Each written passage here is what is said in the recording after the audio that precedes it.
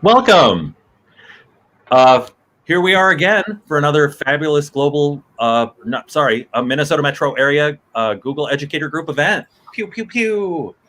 Today we're doing Swiss Army Slides, your G Suite multi-tool. Oops. Come on. There we go. This is us. Oh, wow, and it's even in the right order. Cool. I'm Rick Ballou at Ballou EdTech on the Twitters, and the current GEG leader for Minnesota metro area GEG. And then we have Emily Vlassen, the learning captain for GEG in the Minnesota metro area. And I'm Emily Thomas, the Empower captain of the Minnesota metro area GEG. So, you want credits? We got credits. If you need your continuing ed units, go to bit.ly MMAGEGCEU, which, I mean, again, mamagagasu is where you go to get your credits. So MMAGEGCEU. Fill out that form and bing, bang, boom, you get an hour's worth of learning. All right, take it away. All right, I can take this one.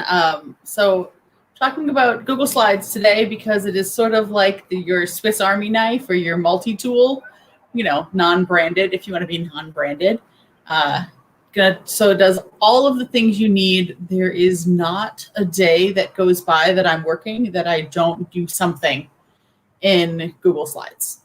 So tons and tons of stuff it can do, and we'll look into it today. So here's our kind of short list. That's a really, really long list. So we'll kind of show how to do all of these things first. We'll kind of give you all of the examples, but this is all you could. This is some of what you can do in Google Slides. So I'm going to exit out of this presentation mode here, and I will show you the cool presentation mode tool in a little bit as well. Give that a quick refresh so we can see everything. And we'll start by resizing slides. So this is a really good tool. You need to create a newsletter or a printable, or just want something that isn't sort of narrow and long, kind of a widescreen. You maybe want something that's more portrait mode. Yeah, rather than landscape, portrait versus landscape. Yes, that's what I'm trying to think of here. So under the file menu, if you go to all the way down, scroll down to your page setup here, then you can change from widescreen to these other two options, but they're still going to be sort of wide, narrow. Again, landscape, but you can go to custom and then set how big you would like it. So you can make it 8.5 by 11 inches. If there are certain centimeters, points, or pixels that you would like to use, you can. I have honestly only ever used inches and centimeters just to get something specifically the size I need. And then when I apply it, it will change all of my existing slides to be landscape. Now you'll notice I will just pop over to this slide. It's a good example of what it does. It does sometimes stretch the pictures and do some funky things to your existing slides. So your best bet is to do this step first. So set up your slides in the way that you want them.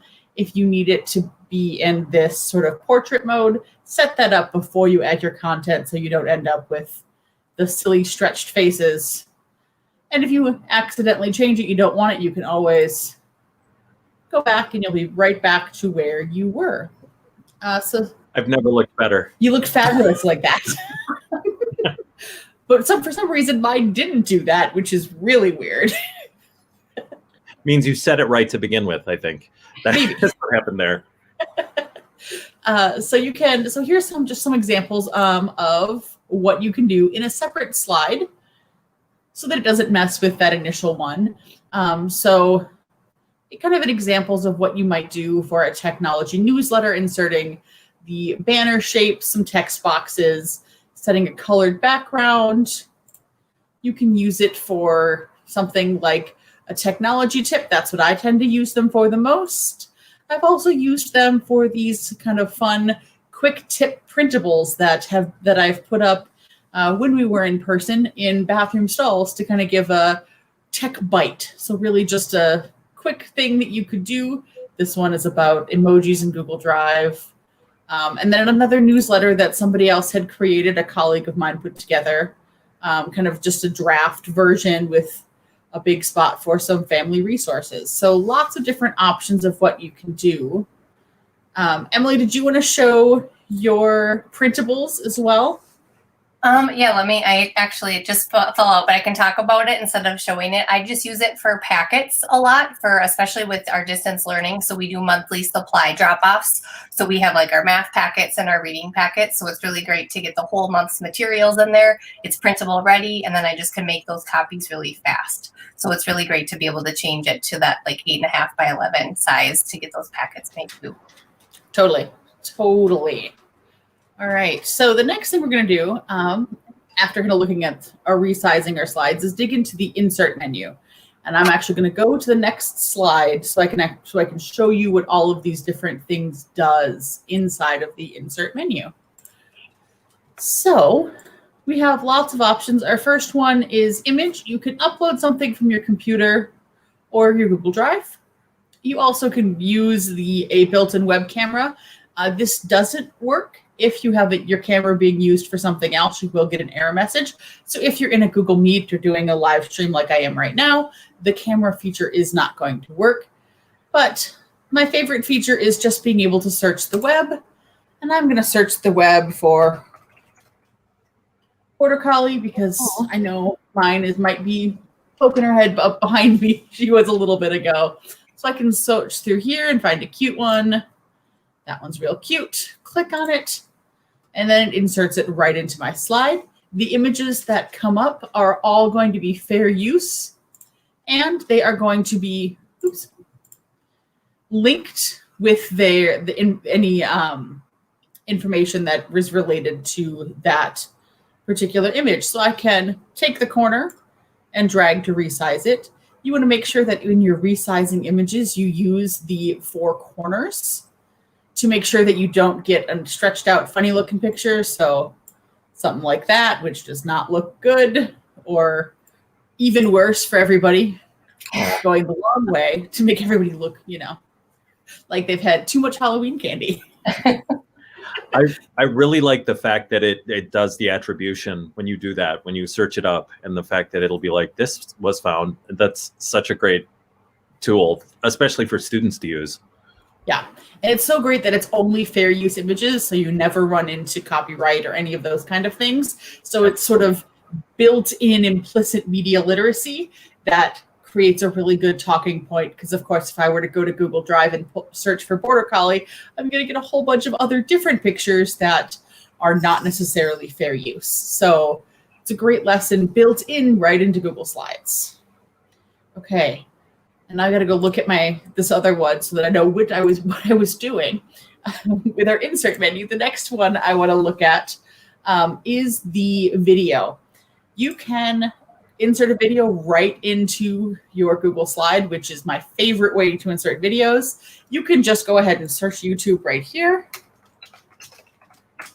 You can search for Crash Course. If you know specifically what you want, you would type in exactly what you wanted, probably not general Crash Course, because they have hundreds of videos now.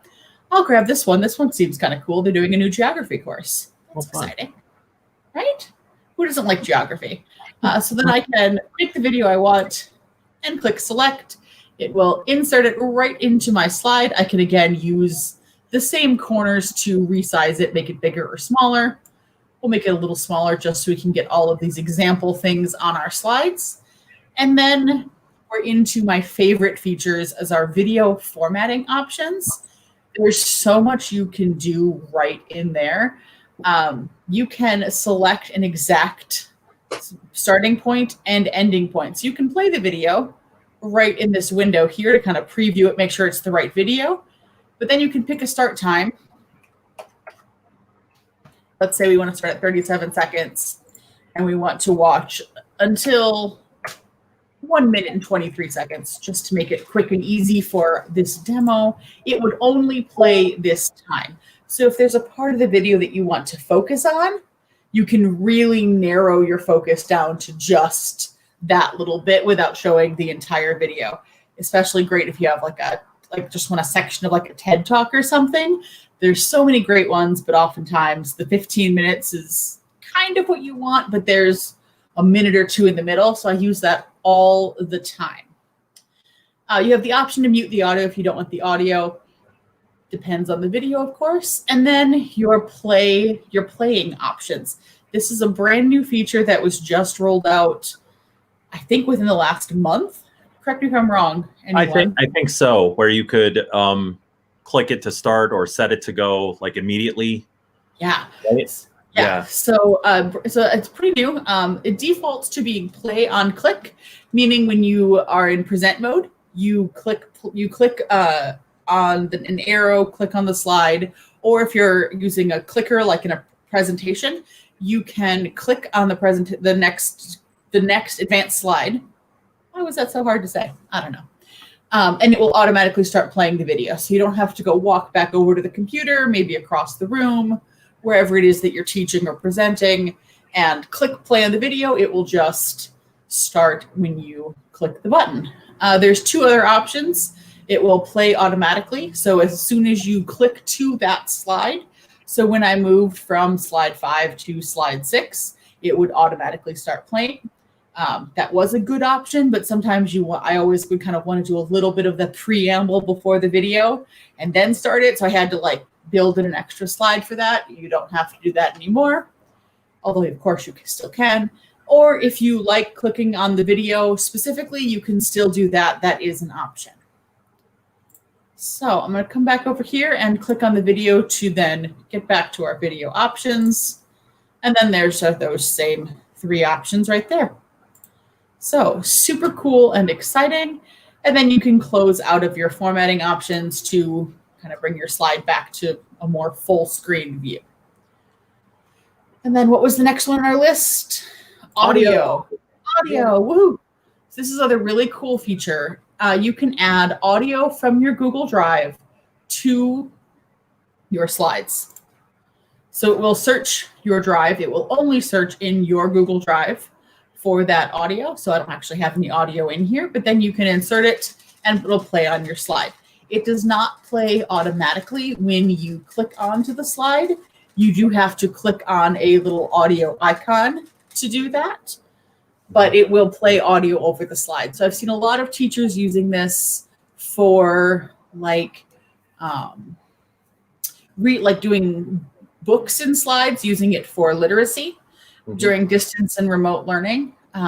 They've recorded the little segment of them on the slide and then inserted it into the slide. The student could look at the image of the book and hear the teacher reading it, so they could get sort of a similar literacy input without having the synchronous component of the teacher actually reading it live.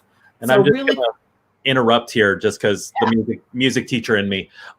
This was a huge thing for music educators because especially in my district, we were all about Keynote, right? Because Keynote works so seamlessly with your iTunes library. So all the teachers could just plug in, music and be able to do it. And for a while, EdTech Team had an add-on that let you do music, but it was super buggy.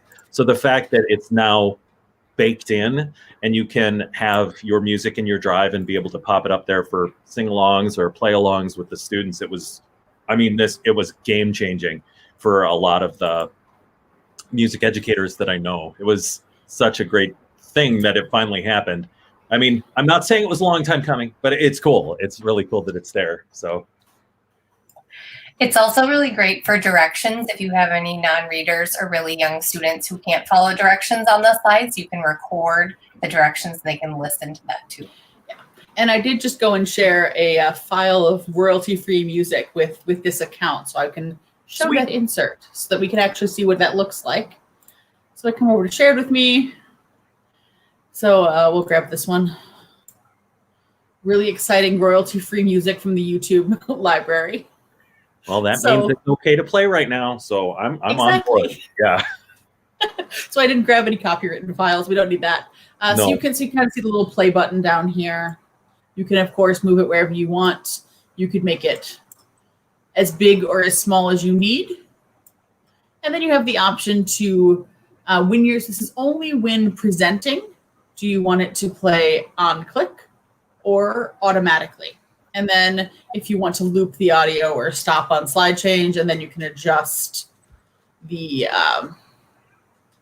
volume that it plays when you're presenting. So that would be how you would do that. It works really well. It's really slick, and so many ways you can use this with your students. And Next, I love it. Art. I think the next one is word art. Word art. Rick, you just helped me out here. Thanks. All right. Fine. Word art. We'll do. Well, I've heard of that. Heard of this, right? So you can type in your text in the word art, and then it kind of will create this blah looking something.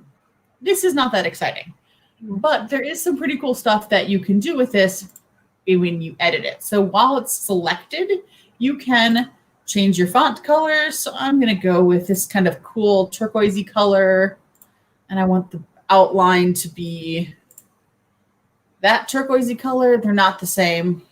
That's going to bother me. I'm going to make sure I pick the same one because I don't really want to have an outline. I can select from different fonts. Comic Sans. I'm going to grab Fine.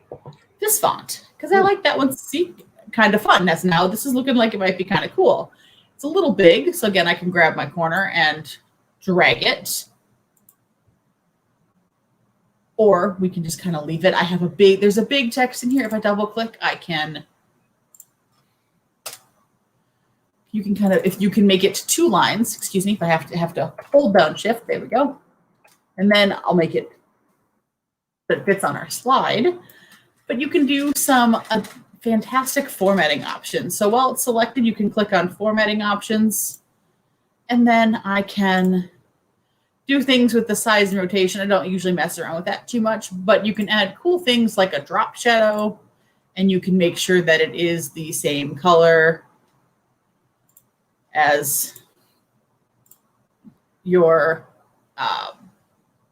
text. You can set the transparency, whether you want it to be very transparent or very much not transparent. You can set the angle that you want it to be at from underneath, kind of how you want it to look. If I go this way, it'll look totally different. And I can set the distance as well for the drop shadow. And then the blur radius. How much blur do you want on it? So there we go. Well, that looks ridiculous, but it can be done. It can be done, right? So you can make it look as ridiculous or as awesome as you want. So we'll kind of pull this back and make it look a little less ridiculous. I guess. I suppose it's supposed to fit with the branding guidelines from Google, so there we go. I might go something more like this. You kind of get the idea, right? What we're doing. You Next play with up- it and make it look how you want it to look, right. as good or bad as you want it to be. There's also an option for reflection, so you can see the reflection underneath. And I have some of the same options to make that size. So you could make it your entire text if you wanted the whole thing to be reflected below or not, and the distance that it is away from it. So lots of different options here as well. I tend to just stick with the drop shadow and turn off the reflection. That's my style. Pick a step, whatever works for you. But word art is cooler than it looks, and it creates kind of some nice banners and headers and things that you might want for your newsletter or for your Google Slides. All right, what's our next one? Lines and shapes. Lines and shapes. So you have these 2 icons here. Here's your shape icon and your line tool. Your shapes, you can put in a ton of different shapes. If you wanted to put in a lightning bolt, you could put in a green lightning bolt. I could make it a yellowy orangey lightning bolt. Sure. Why not? There are arrows to kind of create some nice bolded arrows. Call outs, these are really nice. And there's the whole section down here of like speech bubbles is really great for students to like make comics in Google Slides. The banner that was in the newsletter that we showed you, that was this one right here. I've seen people use these like star cog shaped ones to do like interlocking gears to show kind of like an infographic to show how all of the different pieces of the school kind of work together. And it was all made just right inside Google Slides. Cool. And then there's equation pieces as well for doing math things that I don't even remember what half of those are, but math is not my thing, so that's okay. Right. And if you're a math or maths teacher, there's add-ons that people can find. So I mean, you know, don't at me at Google about them not having everything that you need listed there, because there's plenty add-ons that do that kind of fun stuff. Yeah, this is just more for the like adding some kind of a cool art effect to it, making it look pretty rather than the actual functional math. Although you could use it for that as well. There are a bunch of different line options. I tend to just use the line or the arrow. The other ones kind of get a little bit more cumbersome. But you start the arrow with the end, and then the bit that's pointing will be at the far end. And then you can adjust what you want the ends to look like, as well as the weight of the line, the color. We'll make this one a nice blue. And then if I want it to be a dotted line or a like semi-Morse code, but doesn't actually mean anything, Morse code dotted line. And then you can drag it around wherever you need it on your slide. I'll make this one a little bit smaller so it's slightly less ridiculously large, taking over the entire slide. Oh, I liked it. Next, we have fonts. Oh, Google Fonts. Okay. Oh, and I pulled this up while Rick and Emily were talking about other things you can do with audio. So I'm going to pop back for a second while I'm remembering it. OnlineVoiceRecorder.com is a free way to do voice recordings that will save right to Google Drive. So cool. Super cool, super easy. We like that. Nice. So fonts.google.com is one of my favorite kind of little known Google tools, because you can search for any font that you want so that you can add it to your slides to really make it look exactly how you want it to look. There are different categories of font. So if you like serifs, no serifs, a display font, if you want a handwriting, a monospace. If you don't know what that means, don't worry about it. Just look through them and find one that you like. But there's one that I kind of like to point out. What? Railway, that's what it is. It's not Roboto, it's Railway Dots. Railway Dots is a really fun one. It's similar to, maybe it's a little bit hard to see here, and I will make sure I add that to the slide. We'll do that together. But it's like the dotted line font. So for students to practice handwriting, so they can write over it. So right in Google Slides, you can pull that in. So I will actually go add that one to this slide right here. So to do that, you go to a text box. So either one that you put in yourself or one that's already there, so that you get your font menu. And then at the very top, you'll see this more fonts. This is the same for Google Docs as well. You can get to the fonts right there. And then now that you know the name of it from Google Fonts, we can type in Railway, and then I see my Railway Dots.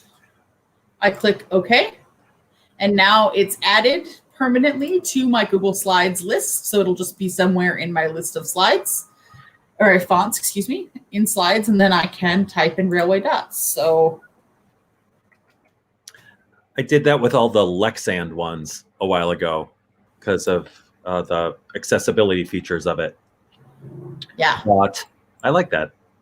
Yeah, so it's kind of close together, but it is a nice kind of a good practice. I've seen a lot of teachers using this and then having students either draw over it in an online tool like a Pear Deck or a Nearpod, or you can do it just on paper, have students write over it and then use it to connect. So it kind of gets you that dashed line font. So pretty cool. Background and layers. Backgrounds and layers. And sub that says matching and code names. Okay. Rick, do you want to talk about inserting background? Or you want me to keep talking? I feel like I've been talking a lot. I like what you're doing. Keep it up. Sounds good. All right. Emily, do you want to talk? I'll go. It's fine. So if when you're on your slide, if you're not you don't have any items selected on the slides. We've got a lot of stuff on this slide right now. I don't have anything clicked on. If I click on the border collie, for example, I'm not going to have the option I'm looking for. So when I click off of everything, I have a background. And here I can pick a color for my background, pick a gradient for the background, or add an image to the background. Now, again, you can use upload from your computer, find something in your Google Drive, or go to a Google image search.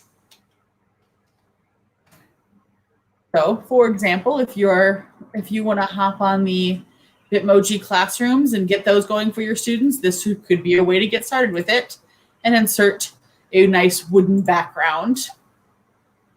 Well, of course there was. Well, let's pick a different one. That one. There we go. Ta-da! And ta-da! Now I have a nice wooden floor background for all of those things. So it doesn't affect any of the objects on the slide, just the background behind it. And you can have a different background for every slide that you want. So super easy to do. What's really cool then is you can use that same idea to create games in Google Slides. And that's where it really gets to be fun. So I kind of preset this up for the sake of time, but I made just this kind of used the shape tool, set it to be kind of this cream, like manila folder color, and set it up to be a matching game. So there's 16 squares on this slide, and I set that up by just copying the one so that they all look the same. Once I got one row, I kind of got them spaced nicely and then copied the whole row by just a really simple click and drag. So there you go. And then you can paste all the others so that you can get them lined up and set up really quickly and easily.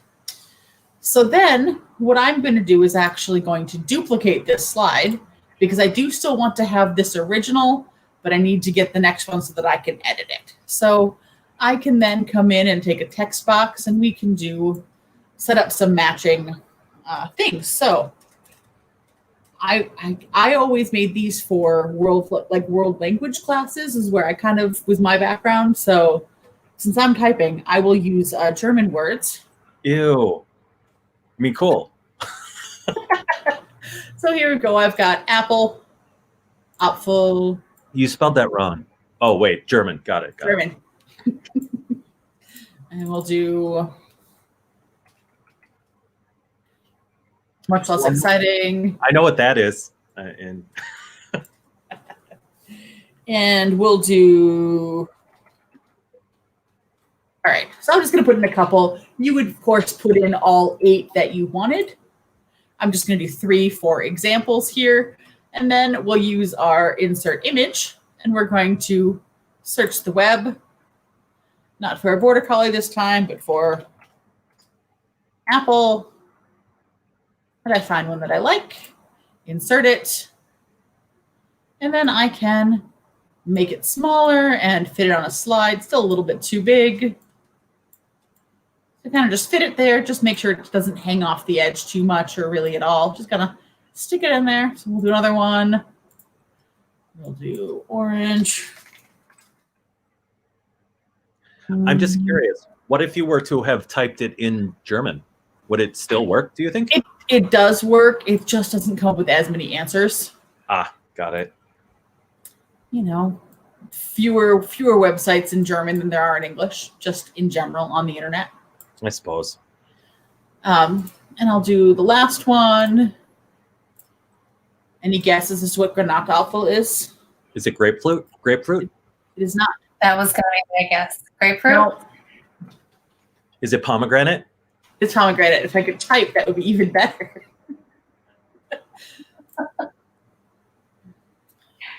So again, okay, so this is why I'm only doing 3, because you could watch me do this for, you know, a ton of time, because you could spend a ton of time getting them lined up. Just while I'm kind of messing around with it, you'll see these like red lines popping up on the screen. These are your guidelines. They are like my favorite tool. So here I've got these 2 little blue lines that are showing me where kind of things are evenly spaced out. But the red lines showing that it's lined up in the middle of the box with the bottom of that text box. In the middle, the 2, so now I know that it's centered. You don't have to do that, but it is just kind of a nice way to make sure it all works. All right. So I'm going to set up all of these. You would set up every single one that you wanted. And then the tricky bit, when we're playing a matching game, we only want students to be able to like turn over the card. Well, so you can't turn over a card in Google Slides, but you can remove a cover.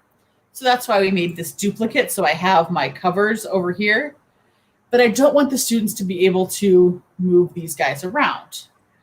So we need to download this. Read the screen, Emily.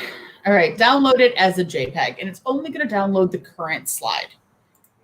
And then we're going to use that insert background feature to insert it as the background. So on this one over here, we are going to go to background, choose image, go back to upload, and then I can just drag it from my Chrome little download bar there and make it nice and quick and easy for yourself. That and is now, my favorite feature, by the way. I love being able to do that and not like, oh, no, drag it to my desktop, find it, just yank it up from the bottom. I love that. make it easy for yourself. Don't work too hard. And now I can't move any of these, despite how much I want to. And then I did kind of populate in these cover squares for us. Oops, got to scroll over a little more.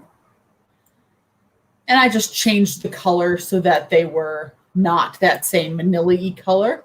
And now you have a game that's ready to play. The students can either drag their guess off to the side or delete the one. And then if they guess correctly, they get to keep it. If they don't, they have to undo it for the next student. I always had students just drag it off to the side so they didn't forget to undo it. Right. But you can create a really quick and easy matching game that way. So super cool. One of my favorite things to do, and just kind of create it's a fun little game that's good for kind of practicing in world language. It was great for practicing vocab, just to get it, one more chance of seeing the words. But there are so many other ways you could use this style of game. Another idea, this came from a colleague of mine, is using it for the game Codenames, where you have two opposing teams giving clues to find the secret agents, and there is one assassin. You may want to change the names of those things to make it a little more student-friendly, because assassin is not the most student-friendly, but do what you would like. And then they would guess. So you would guess you would have to give a clue to get the students to guess the words. So here's kind of a quick board game that I would set up. So this is what the guessers would see, and this is what the clue givers would see. So the orange team would have to get their teammates to guess mountain, hat, bottle, dinosaur, while the kind of teal team would have to get their teammates to guess eraser, atmosphere, badge, airplane. And neither team can say the word pavement. These other ones are they're considered, what do they say in the game? Innocent bystanders.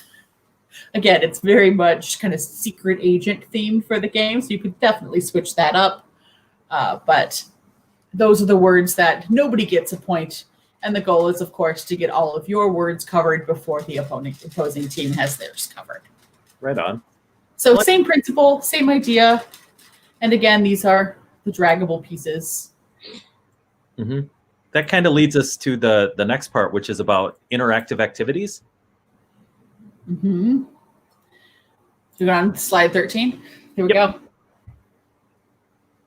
Okay. Am I talking more? Because I think somebody else should talk. I've talked too much. Here's an interactive activity. It says, with what did get poisoned? So I'm assuming is that Snow White? That one is Snow White. Schneewittchen is Snow White. Yep. Okay, so if I'm not mistaken, Snow White had those 7 dwarfs, not in the original story, but what I can equate it to because of, Disney. I'm going to go with an Apfel in German. So what would the student do if they knew the answer to that?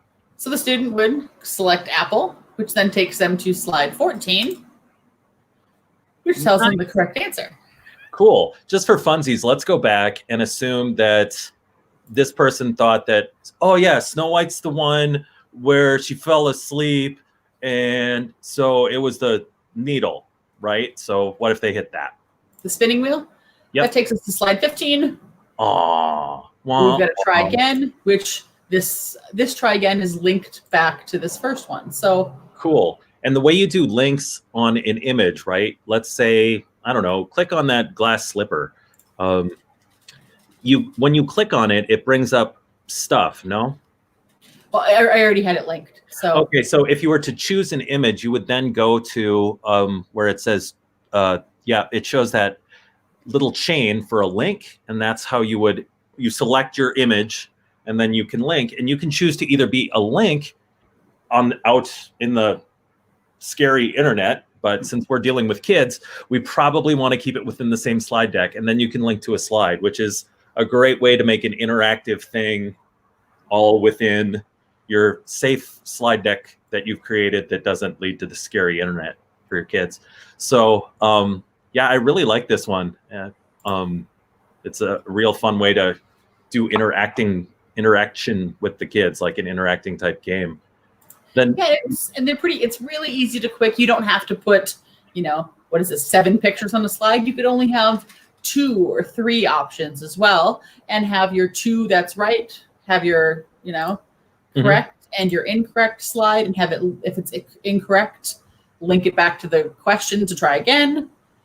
If they get it right, links on to the next slide, which of course this one goes back to the slide with all of the topics on it. Which is cool, which leads us to hyperslides, right? Mm-hmm. You want to click on that example? Because you're driving. I'm driving. I got it. I'm on the hyperslides. Cool.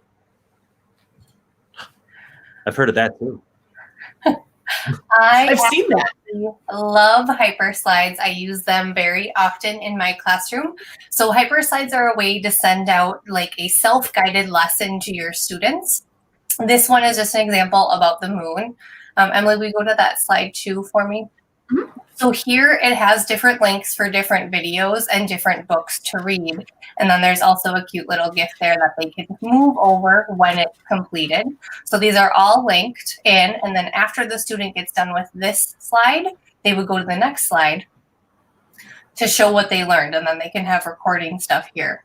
I've used this for stuff for science. I've used it for math, for reading. Pretty much you can do it for anything. It can be used for quizzes or assessments as well if you want to send those out. But it's a good way for students to be able to work at their own pace and still access all that information. And then sometimes at the end of my hyperslides, I'll put like extra stuff. Like if you want to go watch the moonwalk, I think that was on here in like the explore area. So there's lots of fun things you can do with hyperslides. And same with how you can link in back to games. If you want to put a link, I don't think this one has it, but you could maybe put like a little astronaut in there, can bring you back to the home page to get you and make sure you have it all turned in. Mm-hmm. Super great way. I love hyperslides, and I love just all of the linking things you can do.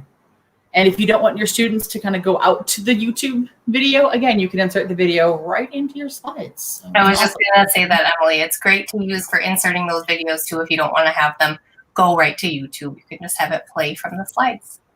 Mm-hmm. So great. So cool.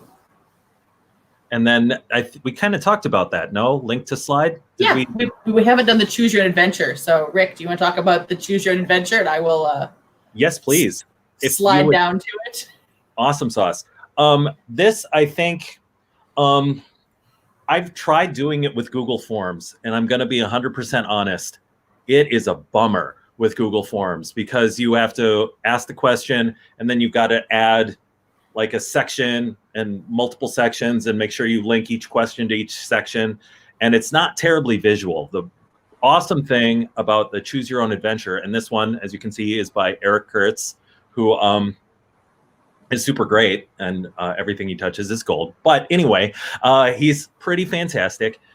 This is an example of a Choose Your Own Adventure type thing, just completely taken from his. That's why he's credited here. But the idea is if you were to say, like, click on a slide, and you were to read through it, after waiting in line for 1 hour, the King's Squire makes the announcement that the quest is ready to begin. And then eventually you're going to make your choice. Let's say we decide we want to go to the peddler for supplies. If you click on that one, it takes you to slide 45. If you were to click on the other one, it would take you to something else. And you can, once you set all that up, and the beautiful part is when you're making it, it doesn't matter what order you put any of it in. Like, you can put it in any sort of order you go. And as you think of like, ooh, this would be fun, add it, do it, put it anywhere in the sequence. You just got to remember what to link it to, right? But once you do that, you've got a really cool Choose Your Own Adventure story. And I personally haven't done it, but I know some teachers in some of the buildings I go to, they've had students create Choose Your Own Adventure stories. And it's a really great chance for them to, well, one, be creative and come up with a story, but it really gets them doing that procedural thinking that is so important for, like, oh, if I do this, then I got to do that. That means I need to do this. And so to get that deliverable, that final product of the Choose Your Own Adventure story, it's really a great process for them to deal with and to learn from. I just think it's so cool, and it's something so easy to do with the links that, even fifth graders and younger can do it. I think that's great. Yeah, and this example from Eric was done by a group of middle school students, so very cool. That makes it even cooler. And it's like, as you were talking about that, Rick, I was thinking, like, this almost could be an unplugged hour of code type activity if you want something that's like looking at sequencing things. This could be a type of activity if that's something you're interested in. For sure, with it hits on all the big parts of computational thinking, or at least you can claim that it does, and that totally meets the hour code, and that's the whole point. So. And it is, sequential thinking is important. Yeah, totally. Okay, where were we? What slide do we need to go back to now? I don't know. It was something about another thing. There it is. I think we're on to Jeopardy, I think is the next one for another kind of interactive game type activity. Mm-hmm. So, Emily, you want to talk about Jeopardy? Or want me to talk about Jeopardy? I can talk about Jeopardy. I also think Jeopardy is a great game to play. We do it for math reviews or really any kind of review you want to do. It's another way you can link within the slides. So you'll make the slides for topic 1 for 200. And then when you click on that, it should take you to the question. Oh, well, that one didn't work, but. Not that one. Okay. The link you can have where it links to the question, and then you have your students answer that question and show whether you have them in groups or they're doing it by themselves. And then you can click to see the answer and then go back to the Jeopardy homepage as well. And then you can go back to the board. And that one's not linked to the board. Okay, well. And our link's broke. That's okay. One thing you can do with the board to know that you've already done that question is just use that paint tool to fill in the background in that part of that table to know, okay, topic 1 for 200 has already been answered. Time to go to the next one. Mm-hmm. Very cool. Awesome. The next ones are just some other games that I've used. So this one isn't quite as interactive. This is just something I've used for like morning meeting, like a game to do with my third graders. So it's like mystery box. So you upload a couple images on one slide and let the kids look at it for a couple seconds, and then you switch to another slide. So if you go to slide 21, I'm like, yep. So you'll let your kiddos kind of look at this, and then you switch it to the next slide where one of them's missing, and then they'll use Google Meet to like type in the chat box what they think is missing. So then not everyone's yelling at each other with their microphones on in the Google Meet. You don't like that? Okay. I don't need to think right away in the morning, right? So it's great. It was rainbow. The answer is rainbow. Sorry. You're fine, Rick. Emily, if you want to go down to slide 26, because I think that was just an example from the moon. This was just another example of a hyper slide that I wanted to show you guys. This was kind of like a quiz / review before we had our Unit 3 math assessment. So they had different tasks to do. The tables are really good to use to be able to use for answers, and you can just type in where you want them to answer. So this one was about rounding. So they're rounding in the tens place here. The next slide, I think they are rounding to the nearest 10 instead of saying which number was in there. And then some multi-digit addition stuff too, where they had to throw that answer on the bottom. And then the last thing on slide 30 is something that I love using. We use this in our school. It's called an asset-based profile for our students. So this is the first page in the slideshow, and you can enter in your student names. I use different icons to show if our students are EL or if they have an IEP or a 504. And then if you click on the click here, that will take you directly to the student's profile where you can have like their interests, what they like to do, what's their social emotional, like what languages do they have at home, what kind of cultural things. And this is really great to be able to pass on grade level to other teachers. So then you can get to know your students really well right away. And that's such a great tool to kind of keep track of all of that information just in one spot, so you're not flipping through papers and notes and all those things that you do in the first month of school. It's just always in this one slide deck you have access to. I love that. Okay. I think I know what the next thing is. I think I remember this one. I think this one's all you, Rick. Yeah, I accidentally, as I was trying to bring it up, I took over the screen for a second. But this is stop motion. So if you were to, am I showing it? I'm showing it. Okay, cool. All right, so here we have an example that Emily already started. So we have this one. If I go to if I just keep clicking next, right, it kind of moved a little bit. The way to do this is we got this guy right here. We want to move it again, right? So I'll double click on it and I'll duplicate this slide. And when I come here, did you say you went 2 down and 2 over, or 1 down, 1 I did, but I think you're still showing my screen. For reals? Yeah. Boop. All right, hold on. Boop. All right, so I'm back here. Let me re-show what I just did. So we got this, and I go boop, boop, boop. It's moving, right? You can see these two are the same. I want to do to make, like I just duplicated this slide, right? To make this one a little different, I go 2 down, 2 over. And then to keep the process going, you duplicate the slide, click on it again, 2 down, 2 over, duplicate the slide. Do you see a pattern here? 2 down, 2 over. So, but when you eventually do it, you get, right? So it's a little time consuming, right? It can be a little bit fussy, but if you get it to work, it's a real easy way to do animation without having to know how to do animation, right? So it's not something that teaches a ton of stuff. Like you have to teach them a software program. They already know how to do this. The kids already know how to click the thing and click duplicate. So it's a real fun way to get kids to think creatively that way. And it's also like, if you want to do it, it saw me like add a couple frames. It didn't take that long. So it's something that I think anyone can do. And it's pretty neat. And if I'm not mistaken, there are some examples of this that we were going to show. Is that right? There is. There's an example of a 49, the amazing stop motions of 450 slide presentation. If you want to show that, it's pretty cool, Rick. Is this it that's up right now? If you click on the amazing stop motion, that'll be the one you want. Okay, I'm made the mistake of sharing just hold on one moment. Oh, yep, you're just on the tab. You got to get the tab. Yep, let me remove this. And then what do I add to screen? Stop. Share screen. Share screen. Let's just do the whole screen. Infinity! All right, and then there's this. Okay, so this is it, right? Yes, that's it.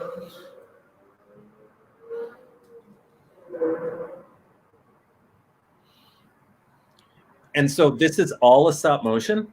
Mm-hmm. Wow. That is fussy. this had to take forever.